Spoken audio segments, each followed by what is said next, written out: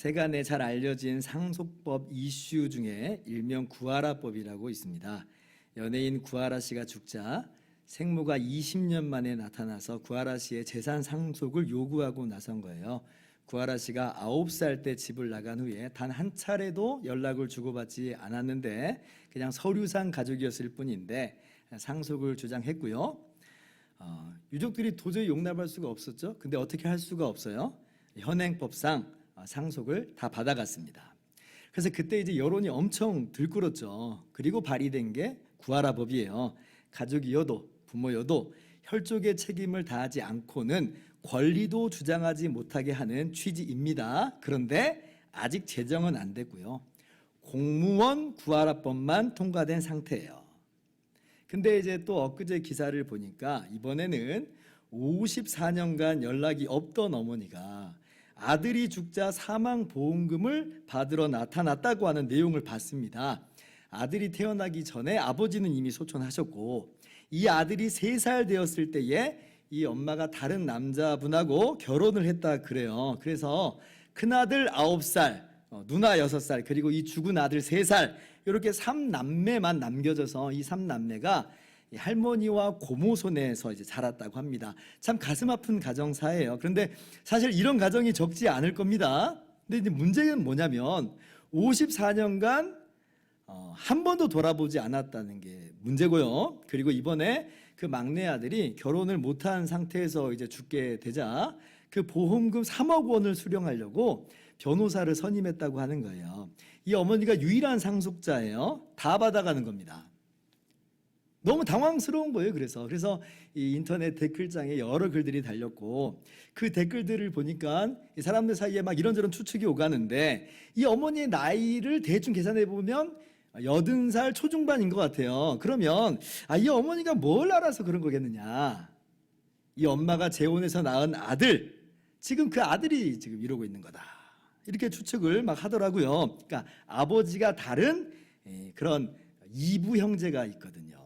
그러니까 이게 지금 형제 간의 상속 분쟁 문제다. 뭐 이렇게 얘기를 하는 거죠. 그래서 남은 유족들, 남은 형제들은 양심상 절반만 가져가라. 그리고 남은 절반은 그 유족들 형제들하고 또 키워준 고모하고 이렇게 나누면 좋겠다라고 하는데 잘 모르겠어요. 현재까지는 전액 수령하는 것으로 입장을 굽히지 않고 있다고 합니다. 사람들 장례식장에서 뜨거운 감자가 뭐예요? 상속 분배 문제죠. 유산 분배 문제예요. 방금처럼 뭐 사회적 이슈까지는 아니더라도 이 재산 상속 문제로 가족들이 몸살을 앓는 경우가 허다합니다. 그리고 급기야는 의가 상해가지고 형제간의 원수처럼 변해버리기도 해요. 많은 금액이 아니더라도 그렇습니다. 여러분 잘 아실 거예요. 근데 오늘 말씀 보니까요, 이게 오늘날만의 문제는 아닌 것 같아요. 그죠? 또 그리고 오늘 한국 땅만의 문제는 아니었던 것을 발견하게 됩니다. 13절 무리 중에 한 사람이 이르되 선생님 내 형을 명하여 유산을 나와 나누게 하소서 하니. 그죠? 재산 상속 문제가 지금 언급되고 있어요. 문제가 된 거예요. 모두가 다 그런 것은 아닙니다만 대체로 억울한 사람이 호소하는 법이니까 아마 이 동생이 좀 뭔가 억울한 게 있었나 봐요. 형이 그냥 욕심을 다 부려가지고 그냥 다 받아가려고 하는 것일 수도 있는데, 근데 그런 문제라면 법적인 그런 내용으로도 충분히 해결이 됩니다. 오늘날도 마찬가지고, 그리고 당시 법에서도 법정으로 가면 해결이 돼요. 그런데 예수님께 가지고 나온 걸 보니 물론 형이 그냥 욕심을 부려서 다 가지려고 하는 것일 수도 있고 어쩌면 당시 상속법상 사각지대에 놓여 있을 수도 있다, 이런 생각이 좀 들었어요. 예를 들면 이런 거 있잖아요. 오늘날도 가봉자는 상속을 받지 못합니다. 여러분 가봉자가 뭐냐면요, 이 남자하고 여자하고 결혼을 했는데요, 이 여자분이 전 남편 사이에 낳은 자녀가 가봉자예요. 근데 이제 어렸을 때 재혼을 하게 되면 부부 사이에 또 자녀가 태어날 수 있잖아요. 그러면 그 가봉자하고 이 자녀하고 같이 자라게 돼요. 아버지가 다른 형제인 거죠. 근데 이제 앞으로 생각해 보세요. 아버지가 돌아가시면 어떻게 되느냐? 가봉자는 한 푼도 상속을 못 받습니다. 어렸을 때부터 아들처럼 자녀처럼 자랐어도 현행 상속법이 그래요. 근데 이렇게 제가 예를 들다 보니까 생각해보니까 저희 집 이야기예요.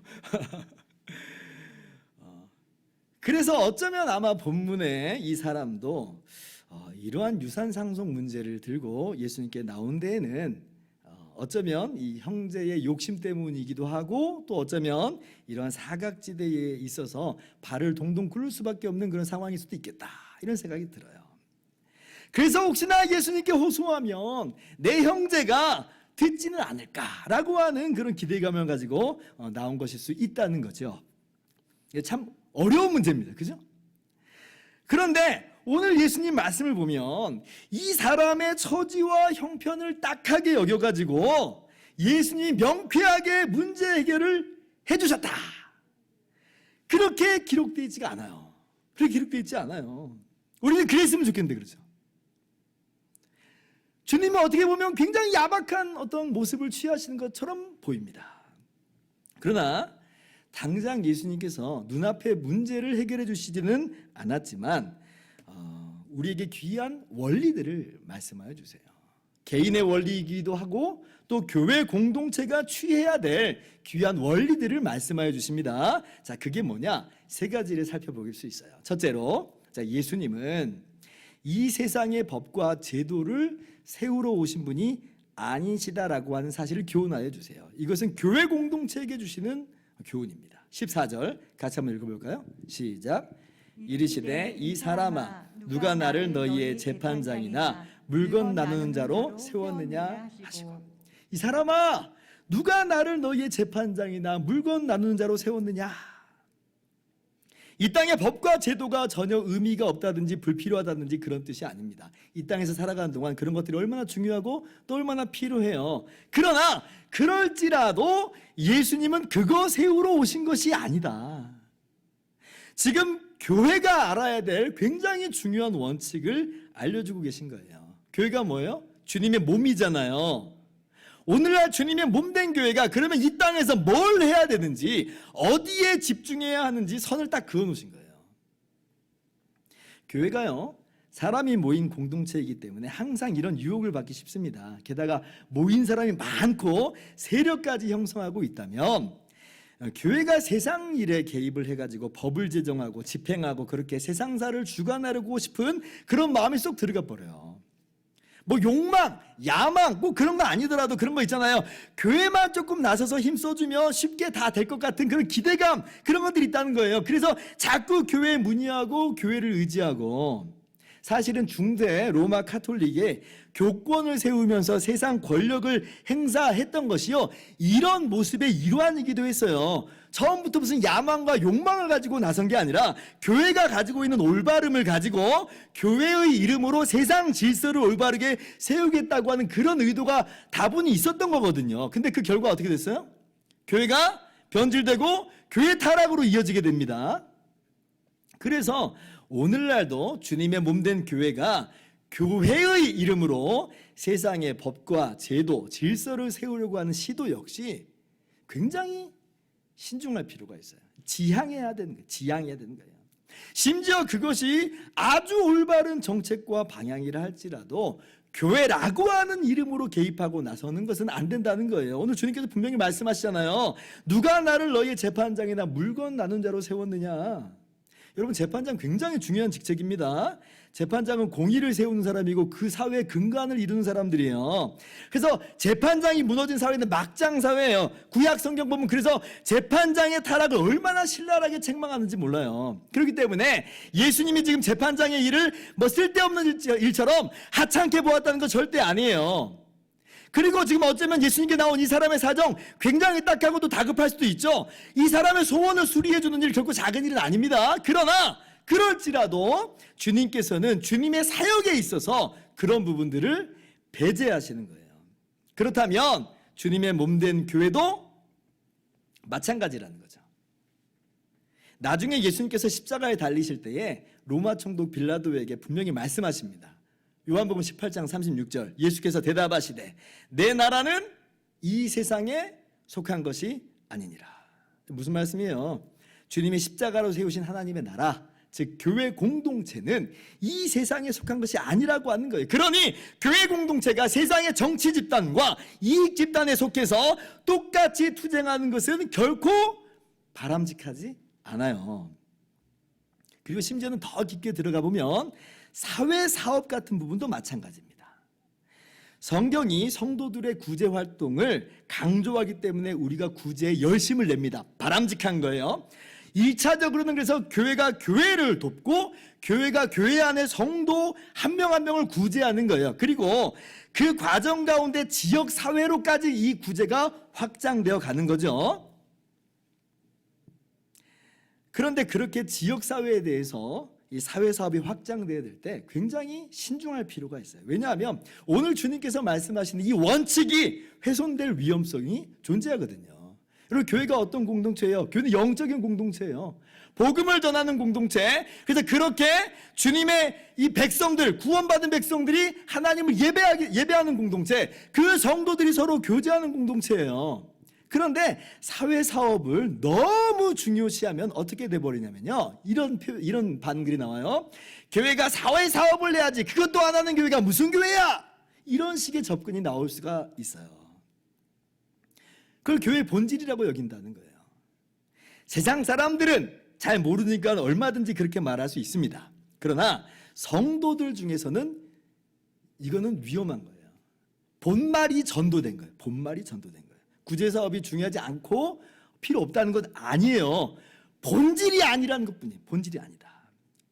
해야 돼요. 교회 사업, 사회사업. 그러나 본질은 아니에요. 교회 내 구제의 확장일 뿐이에요. 그리고 전도사업에 혹은 선한 도구로 사용되는 것뿐이에요. 지극히 선한 일이라도 그래요.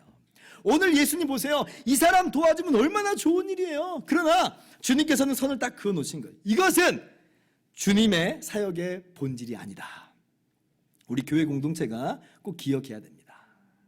자, 그러나 둘째로 예수님께서는 각 개인이 이 세상의 법과 제도를 바로 세울 수 있는 보다 근본적인 원리를 주시는 분이다라고 하는 것을 또한 우리는 알아야 돼요.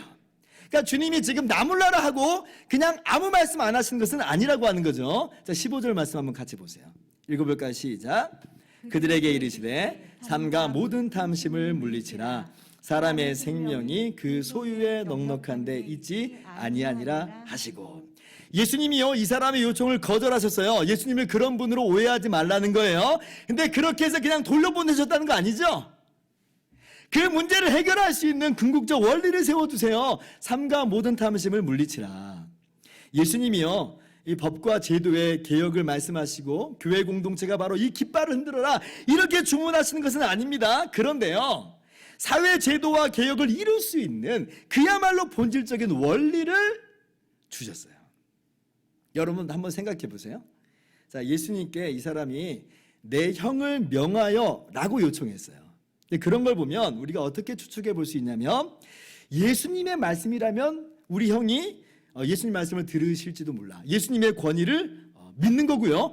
어쩌면 그 형이라는 사람이 예수님에 대해서 호의를 가지고 있든지 아니면 예수님을 따라다니는 사람일 수도 있어요. 그러니까 내 형에게 명하여라고 말이 나오지, 이 형이 예수님하고 전혀 무관하고 예수님을 알지도 못하고 좋아하지도 않으면 내 형을 명하여 이렇게 말할 수는 없는 겁니다.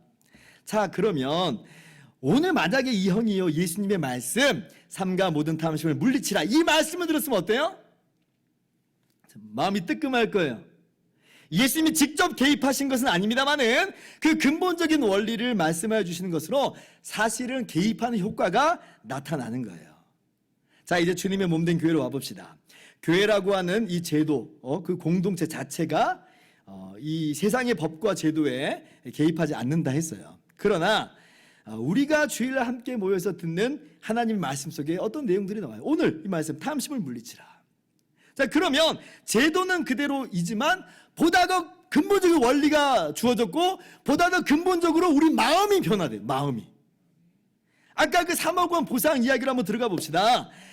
만약에 이제 구하라법이 제정되지 않았으니까 그냥 이대로 진행되면 다 받아가는 거예요. 그런데 그 사람이 오늘 교회 예배당에 와서 이 말씀 들었다고 한번 생각을 해보세요. 그럼 어때요? 뜨끔하겠죠. 뜨끔하겠죠. 아우, 내가 너무 욕심 부렸구나. 그 이부 동생이 그래서 그 어머니에게, 그 노모에게 이야기할지도 몰라요. 다른 형제들의 요청도 있고 하니 그분들 말처럼 5대5로 나누면 좋겠습니다.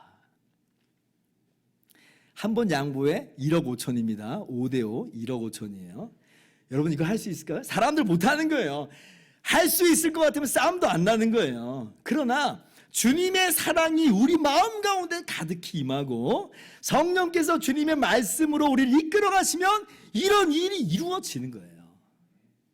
자, 그리고 그런 마음들이 모이고 성령의 감화 감동으로 말미암아 또 문제의식을 가지고 있는 성도들이 이러한 마음을 성도들 간에 나누고 또 불신자들에게도 합리적으로 설득해 나가잖아요. 그러면 그게 여론이 되고요, 다수를 형성하고, 그렇게 될 때에 사회의 법과 제도가 변화되게 되고 정착하게 되는 거예요. 이 대표적인 게 뭐냐면 예를 들어서 노예제도가 그런 거예요. 노예제도 폐지가 이렇게 된 거예요. 우리가 오늘날 생각하기에는 노예제도 폐지, 노예제도야말로 정말 이런 악한 제도가 세상에 어디 있어요. 그런데 여러분 신약 성경을 보면요, 아무리 눈을 씻고 봐도 노예제도를 폐지해라 이런 말씀 없습니다. 교회가 나가서 노예제도 폐지를 위해서 싸워라 이런 말씀이 나오질 않아요. 심지어 정죄하고 판단하는 그조차도 없어요. 놀랍죠? 이게 같은 원리인 거예요. 세상의 법과 제도를 세우는 것에 교회가 결코 개입하지 않는 거예요. 그러나 그렇다고 해서 교회가 마치 신선 노름하듯이 세상과 담쌓고 사느냐 그렇지는 않아요. 하나님께서 말씀하시기를 뭐라고 말씀하세요? 그리스도의 은혜의 복음 안에서는 종이나 자유자나 차별이 없다. 종이나 자유자나 그리스도 안에서 하나다. 모두 다 하나님의 형상이고 예수님께서 십자가에서 위해서 대신 죽으신 존귀한 하나님의 자녀다. 이러한 원리를 교회 공동체에서 이미 제시하고 있어요. 그러니까 세상에서는 노예제도가 여전히 존속해도요, 교회 공동체 안에서는 노예제도의 뿌리가 이미 잘려버린 거예요. 차별이 없다고 하니까. 자, 그럼 법과 제도는 어떻게 바꾸게 됐느냐? 교회라는 제도, 교회라는 이름으로 나서진 않았어요. 그러나 교회의 일원으로서 우리 성도 한 명 한 명이 감화 감동을 받고 또 문제의식을 가지고 우리가 살아가는 삶의 현장에서 만들어가는 거예요. 법조인은 법조계에서, 언론인은 언론계에서, 문화예술인은 문화예술계에서, 또 의료계에서, 교육계에서 등등 그 있는 자리에서 이러한 올바른 원리와 가치관을 계속 설득해 나간 거죠. 그래서 노예제도가 1833년에 윌리엄 윌버포스라고 하는 정말 훌륭한 기독교 정치인에 의해서 당시 세계 최대 강대국인 영국에서 폐지가 됩니다. 44년 걸렸어요. 12번의 법안을 지속적으로 올렸어요. 그렇게 설득해 나가면서 결국 영국에서 폐지가 되고, 그러니까 유럽 다른 나라들이 그 뒤를 따라서 폐지하게 됩니다. 그리고 뒤이어서 신흥 강대국인 미국에서는 1865년 역시 훌륭한 기독교 정치인인 아브라함 링컨에 의해서 노예제도가 폐지되죠. 신앙인들이 일하는 거예요. 그 있는 자리에서. 교회라고 하는 제도가 일한 게 아니고 교회는 원리를 제공해 줬어요. 그리고 교회 일원인 성도 개개인이 그 삶의 자리에서 그 각자의 일터에서 일궈낸 거예요. 저는 우리 교인들이 그러한 일에 정말 귀하게 쓰임받기를 원합니다. 그러므로 오늘 예수님께서 보다 근본적인 기독교 삶의 가치관을 우리가 개인에게 일깨워 주셨음을 깨닫고 우리의 삶의 현장에서 힘써 녹여낼 수 있어야 되겠습니다. 이게 두 번째 교훈이에요.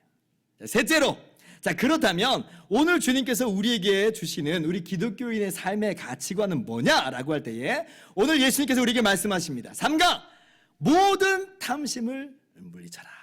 15절 다시 한번 보면, 그들에게 이르되 삼가 모든 탐심을 물리쳐라. 사람의 생명이 그 소유에 넉넉한 데 있지 아니하니라 하시고. 자, 여기 탐심이라는 단어는요, 원어상 두 개의 단어가 합쳐진 거예요. 더 많은 이라고 하는 단어하고 가진다 라고 하는 이 두 단어가 합쳐진 단어가 탐심이에요. 그래서 탐심을 그냥 단어적으로 풀어보면 더 많이 가지려고 하는 마음입니다. 더 많이 가지려고 하는 마음. 자, 그리고 물리치라 라고 하는 이 단어는 어디에 대항하여 지키라 라고 하는 뜻이에요. 그래서 이 13절 말씀을 그 원문대로 단어를 풀어서 번역을 해보자면, 너희는 조심하라, 그리고 더 많이 가지려고 하는 마음으로부터 내 자신을 지켜라, 이거예요. 자, 우리 안에 이미 있는 탐심을 몰아내는 것 수준이 아니라 뭐예요? 아예 우리 마음 가운데 애초부터 탐심이 들어오지 못하도록 막으라고 하는 거예요. 막으라고 하는 거예요. 발도 못 딛게 하라는 거예요. 그도 그럴 것이 탐심이라고 하는 게 뭐라고 그랬어요? 더 많이 가지려고 하는 마음이라고 했잖아요. 근데 만약에 탐심에게 한 발을 내주잖아요? 그럼 탐심이 그냥 나가겠어요? 탐심이 이 정도로 만족하겠어요? 탐심의 속성상 만족을 못해요. 한번 들어오면 멈추질 않아요. 계속 더 그래요. 호락호락 나가지 않아요. 그러니까 처음부터 애초부터 양보하지 말고 한 발도 내딛지 못하도록 하라는 거예요. 탐심을 물리쳐라. 그러면 예수님께서는 왜 탐심을 물리치라고 하시는 걸까요? 뭐가 문제가 되길래 탐심에 대해서 이렇게 강하게 경계하시는 걸까요? 계속해서 15절 보면, 자, 왜냐하면, 이게 원문에는 있는데 우리말 성경에는 종종 번역을 안 하는 접속사예요. 근데 하는 것이 훨씬 뜻이 분명해집니다. 자, 보세요. 왜냐하면 사람의 생명이 그의 소유에 넉넉한 데 있지 않기 때문이다. 이게 무슨 말이냐면요, 이 땅에서 아무리 탐욕을 부리고 그래서 아무리 더 많은 것을 갖고 있다 할지라도 그것이 자신을 살려줄 수 없다는 거예요. 지금 육신의 생명 말하는 거 아닙니다. 하늘의 생명, 영원한 생명, 진정한 참된 부요함을 가져다 줄 수 없다. 탐욕이 하늘 생명을 줄 수가 없어요. 그러면 이 탐심과 그로 말미암는 넉넉한 소유가 영적인 생명을 가져다 줄 수 없다면 어때요? 우리가 정신 바짝 차리고 지금이라도 영적 생명을 얻는 길을 구해야 되겠잖아요. 그런데 탐심의 특성이 뭐라고 그랬어요? 더 많이 가지려고 하는 거라고 했잖아요. 이 땅에서 더 많이 가지려고 하잖아요. 그러니까 정신 못 차리고 그냥 이 땅에서 더 많이 하는 쪽으로 자꾸 사람을 몰아갑니다. 이게 탐심이 하는 일이에요. 그래서 탐욕에 물든 사람은요, 끝끝내 하나님의 나라를 사모하질 않아요. 그냥 이 땅에서 자기 나라를 세우는 것으로 향해 가는 거죠. 그렇게 인생 끝나는 거예요. 그러니 골로새서 3장 5절을 보면 탐심은 우상숭배니라 말씀하죠. 탐심 뭐라고요? 우상숭배니라. 탐심이 탐심을 부려서 소유가 넉넉해진들 영원한 생명을 가져다 줄 수 없다고 그랬어요. 그리고 탐욕 가운데 끝끝내 하나님께 돌아오지 않으니, 그러니까 탐심은 사람을 망하게 하는 우상숭배다. 굉장히 세게 얘기했는데 진리의 말씀이에요. 따라서 우리는 탐심이 우리 마음 가운데 발을 딛지 못하도록 우리 자신의 마음을 모든 탐심으로부터 지켜야 하는 것입니다.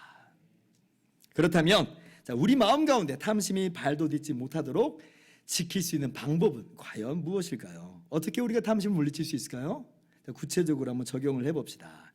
첫 번째 방법은 이 세상의 소유라고 하는 것이 얼마나 불안정한 것인지, 얼마나 헛된 것인지를 발견하는 거예요. 이걸 발견하면 우리가 탐심을 물리칠 수 있어요. 이게 뭐냐면요, 일종의 탐심의 뿌리를 잘라내는 거예요. 뿌리를 끊어버리는 거예요. 탐심이 이 땅의 것을 계속 또 가지려고 하는 건데, 그 이 땅의 것이라고 하는 게 부질없는 것인 줄을 깨닫게 되면 탐심이 어때요? 힘을 잃잖아요. 힘을 잃어요. 뿌리가 잘린 거예요. 그래서 예수님께서 16절 이하에 어리석은 부자의 비유를 들여서 가르쳐 주시는 거죠. 여러분, 세상적인 관점으로만 보면 오늘 이 부자의 모습 문제될 게 하나도 없어 보여요. 밭에 소출이 풍성하니까 뭐 해야 돼요? 장고도 지어야죠. 그래야지 다 저장할 수 있잖아요. 얼마든지 뭐 그렇게 할 수 있는 거 아니에요? 아니 뭐 지금껏 또 많이 쌓았는데 이제는 내가 좀 앞으로 편하게 쉬겠다. 아니 그렇게 생각할 수도 있죠. 여러분, 이 부자의 모습 새삼스럽지 않죠? 누구의 모습이에요? 아니 평범한 우리들의 모습 그대로예요. 우리 다 이러고 살아요. 자, 그런데 이 사람의 치명적인 문제는 뭐예요? 이게 전부인 줄 아는 거예요. 이게 영원한 줄 아는 거예요. 이 땅에서의 삶, 너머의 삶 전혀 생각조차 못하고 있어요. 자신의 생명이 이 땅에서 마냥 계속될 거라고 착각하고 살고 있는 거죠. 그래서 하나님께서 그 밤에 이 사람을 불러요. 부르니까 어떻게 돼요? 속절없이 그냥 더 하면서 모아놨던 모든 소유를 다 놓고 가야 돼요. 아하, 이 땅의 소유가 부질없는 거구나. 부질없는 거구나. 여러분, 우리의 삶은 어떻습니까? 우리도 마찬가지입니다. 어느 날 한순간 갑작스럽게 죽음이 찾아오는 일이 비일비재해요. 그러면 그때 내가 모아놓은 이 넉넉한 소유 어떻게 되는 거예요?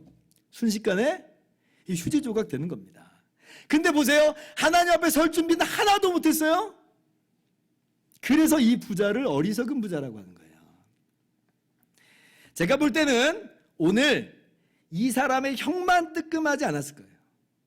정작 예수님께 유산을 나눠달라고 요청했던 이 장본인도 어땠을까요? 굉장히 뜨끔했을 겁니다. 이 사람도 사실은 썩어져 없어져 버릴 이 땅의 것에만 정신이 어쩌면 팔려 있는 거거든요. 그래서 억울하고, 그래서 속상하고, 그게 염려가 되고. 오늘 본문 말씀이 나오는 흐름이 굉장히 의미심장해요. 우리가 계속해서 큐티 본문을 서로 나누고 있는데 어저께 본문이에요. 어저께 본문 보면 예수님께서 지금 어떤 말씀을 하고 있는 대목이냐면 하나님의 나라에 대해서 말씀하고 있는 대목이에요. 근데 지금 이 사람이 와서 요청하는 게 뭐예요? 유산 좀 나눠주세요. 유산 좀 나눠주세요. 이 얘기하고 있어요. 자, 12장 4절 한번 보세요. 내가 내 친구 너희에게 말하노니, 주님 말씀하신 거예요. 몸은 죽이고 그 후에는 능히 더 못하는 자들을 두려워하지 말라. 마땅히 두려워할 자를 내가 너희에게 보이리니 곧 죽인 후에 또한 지옥에 던져넣는 권세 있는 그를 두려워하라. 내가 참으로 너희에게 이르노니 그를 두려워하라. 예수님께서요, 이 땅에서의 삶이 전부가 아니라고 말씀하시는 거예요. 그래서 이 땅에서 몸을 죽이는 자를 두려워하지 말라고 말씀하고 있죠. 주님께서는 이 땅의 삶 너머에 있는 진정한 하나님 나라, 장차 오는 새하늘과 새 땅의 나라를 분명히 가르쳐주고 계세요. 거기 지금 집중하고 있는데, 근데 생뚱맞게 이 무리 중에 한 사람이 튀어나와서 하는 말은 뭐냐면 상속 문제 갖고 나오는 거예요. 무슨 생각을 갖고 있는 걸까요, 지금? 어쩌면 이 사람의 마음속에서도 그 형과 똑같은 탐심이 자리 잡고 있었을지도 모른다고 하는 거예요. 여러분, 우리는 기억해야 됩니다. 우리의 인생은 아침 안개와도 같아요. 잊지 말아야 돼요. 그리고 이 땅은요, 영원히 있지 않아요. 언젠간 사라지게 될 것이고 영원한 새하늘과 새 땅이 주님의 다시 오심과 함께 시작될 것이에요. 그러니 이 땅에만 다 쌓아둬 버리면 이 땅이 사라질 때 혹은 우리가 죽을 때는 다 사라져 버립니다. 항상 이걸 기억해야 돼요. 항상 염두에 두면서 살아야 돼요. 이 땅에서 소유라고 하는 것이 얼마나 불안정한 것인지 깨닫는 지혜가 있기를 바랍니다. 그럴 때에 우리가 탐심을 몰아낼 수 있는 것입니다. 두 번째 탐심을 몰아낼 수 있는 방법은 뭐냐면 하나님께 대하여 부요한 것이야말로 정말 중요한 것이고 그게 진짜 부자라고 하는 것을 깨닫는 거예요. 그게 우리 가운데 주어졌다고 하는 것을 깨닫고 그 영광을 바라보는 거예요. 그러면 탐심을 우리가 물리칠 수 있습니다. 21절 같이 읽어봅시다. 시작. 자기를 위하여 재물을 쌓아두고 하나님께 대하여 부요하지 못한 자가 이와 같으니라. 자, 아까 사람의 생명이 그 소유에 넉넉한 데 있지 않다 주님께서 말씀하셨어요. 그런 것으로 영원한 생명을 얻을 수 있는 게 아니라고 하시는 거죠. 같은 의미입니다. 아무리 재물이 쌓아둔다 한들 그것은 하나님께 대한 참된 부요함이 될 수 없다. 자, 그러면 어떻게 하나님께 대하여 부요한 자가 될 수 있어요? 어떻게 진짜 부자가 될 수 있어요? 자, 헌금 많이 하면, 그래서 그렇게 구제를 열심히 하면, 여러분, 헌금하고 그렇게 해서 구제 열심히 하는 건 너무 중요한 거라고 제가 말씀드렸어요. 성도로서 우리가 마땅히 강조해야 되는 내용이라고 했습니다. 그러나 참된 부요함은 그렇게 얻어지는 게 아니에요. 참된 부요함은 오직 예수 그리스도의 십자가 대속으로 인하여서 우리 믿는 자에게 값없이 주시는 하나님의 선물이에요. 고린도전서 8장 9절입니다. 같이 읽습니다. 시작. 우리 주 예수 그리스도의 은혜를 너희가 알거니와 부유하신 이로써 너희를 위하여 가난하게 되심은 그의 가난함으로 말미암아 너희를 부유하게 하려 하심이라. 예수님께서 가난하게 되셨다 말씀이에요. 예수님이 우리를 위해서 이 땅에 오신 것이고 우리를 위해서 대신 십자가에서 죽으신 걸 말씀하고 있는 거예요. 왜 그렇게 하셨는가? 우리를 부유하게 하기 위해서 그러셨다. 자, 그래서 정말 예수님이 이 땅에 오셨고 십자가에서 죽으셨잖아요. 그 결과 우리가 어떻게 했어요? 부유하게 된 거예요. 이미 하늘 생명을 얻게 된 거예요. 참된 부유함 가운데 들어가게 된 거예요. 그러므로 참된 부유함, 이 영적인 생명은 다른 것으로 주어지는 게 아닙니다. 우리의 죄를 회개하고 오직 예수 그리스도를 믿는 믿음으로 하나님께서 우리에게 선물로 거저 주시는 거예요. 우리가 이것을 부여하기 위해서 뭔가 하는 거 아니거든요. 하는 거 없어요. 주님이 다 그냥 거저 주셨어요. 그리고 그 영광 바라보세요. 그러면 우리가 이 땅에서 많은 걸 못 누릴 수 있다고 그랬어요. 그러나 우리는 탐심에 매몰되지 않아요. 탐심을 물리치는 힘은 내가 아무리 더 가지려고 노력해도 얻을 수 없었던 그 참된 부유함을 이미 선물로 받았다고 하는 것을 깨닫는 것이고, 그리고 그 참된 부유함의 영광을 보는 거예요. 이것을 아주 잘 보여주는 사건이 누가복음 9장에 나와 있는데, 거기 보면 예수님께서 산에서 기도하실 때에 갑자기 그 용모가 변화되는 사건이 이제 있게 됩니다. 그때 예수님께서 제자들에게 잠깐 예수님의 영광스러운 신성을 흘낏 보여주시는 거예요. 그리고 그때 이제 호련히 모세와 엘리야가 영광 중에 나타나서 예수님의 죽으심에 대해서 이야기를 나눕니다. 그러니까 베드로가 졸고 있다가 그 모습을 딱 보고 나서 깜짝 놀라가지고, 그리고 얼마나 황홀했든지 뭐라고 말하냐면 누가복음 9장 33절에 이렇게 이야기합니다. 주여, 우리가 여기 있는 것이 좋사오니 우리가 초막셋을 짓되 하나는 주를 위하여, 하나는 모세를 위하여, 하나는 엘리야를 위하여 하사이다 하되. 여기가 너무 좋다는 거예요. 초막을 짓고 그냥 여기 있겠습니다 라고 이야기하고 있어요. 저는요, 솔직히 옛날에 청년 시절 때까지만 해도 이 말이 납득이 안 됐어요. 아니, 아무리 이 영광이 황홀했기로서니 이게 말이 돼? 초막이라고? 그것도 하루 이틀이지 어떻게 초막에서 계속 살아? 나는 이런 말 못하겠다 그랬어요. 근데요, 이제는 좀 뒤집어서 생각해 볼 수 있는 능력이 생겼어요. 뒤집어서 생각해 보니까 이런 마음이 들었어요. 아니, 도대체 베드로는 뭘 본 걸까? 베드로가 뭐 당시에 대단히 뭐 깊은 신앙인 아니었잖아요. 근데 도대체 뭘 봤길래 베드로 같은 사람이 이렇게 이야기하는 걸까? 쉽게 말씀드린다면 베드로는요, 그때 주님이 다스리시는 천국을 본 거예요. 천국을. 그 빛난 영광을, 그 영광의 나라를 흘낏 봤어요. 우리는 우리 눈으로 안 보여가지고 그 느낌을 잘 모르지만 베드로가 보니까요, 그게 너무 좋은 거예요. 너무 좋아서 초막이라도 짓고 여기 머물겠다. 초막이라도 전혀 상관없다. 나는 이 영광 가운데 머물고 싶다. 너무 찬란하니까. 여러분, 바로 이거예요. 초막이라도 상관없게 만드는 주님의 그 찬란한 영광과 주님이 다스리시는 하나님의 나라의 그 영광을 보면 탐욕을 물리칠 수 있는 거예요. 고난을 이기는 힘도 여기서 나오죠. 장차 우리에게 나타날 영광이 지금 이 고난과 좋게 비교할 수 없도다. 그러니까 고난도 이기는 거예요. 여러분, 지난주일 설교로 말씀드리자면 너희 이름이 하늘에 기록된 것으로 기뻐하라. 그죠? 하늘에 내 이름이 기록되어 있고 영광스러운 하나님의 나라가 내게 상속이 된 것을 우리가 알진데, 그 영광을 보면 우리가 이 모든 탐심을 물리칠 수 있고 고난도 이겨낼 수 있다. 여러분, 이 은혜가 이미 예수님을 믿는 저와 여러분에게 주어진 줄을 믿으시기를 바랍니다. 그러므로 우리는 탐심을 능히 물리치면서 나아갈 수가 있어요. 하나님께서 주신 이 참된 부유함을 묵상하시기 바랍니다. 성경을 보면서 주님의 영광 보시고, 그리고 주님께서 우리 가운데 예비하신 영광의 나라를 묵상하세요. 자꾸 기억하고 자꾸 꺼내보세요. 기도하면서 그 부요함을, 그 주님과의 풍성한 교제를 이미 누리세요. 이게 천국의 삶이에요. 이 땅에서부터 그렇게 천국의 삶을 누리면서 사시기를 주님의 이름으로 축원합니다. 이제 말씀을 마칩니다. 오늘 이 사람의 나중 인생의 스토리가 어떻게 진행되었는지는 우리가 잘 몰라요. 근데 만약에 오늘 말씀을 통해서 그의 어리석음을 깨닫지 못했다면 아마 형과의 분쟁 속에서, 억울함 속에서 살았든지, 아니면 속상함 가운데 자포자기하면서 그렇게 살았을지도 몰라요. 어쩌면 탐심에 사로잡혀가지고 다른 쪽에서 보상을 얻으려고 하는 보상 심리 가운데 아기 같은 삶을 살았을지도 모르겠어요. 그러나 오늘 주님의 말씀을 듣고 그 마음에 바른 교훈을 새기게 되었다면요, 분명히 만족하는 삶을 살게 됐을 거예요.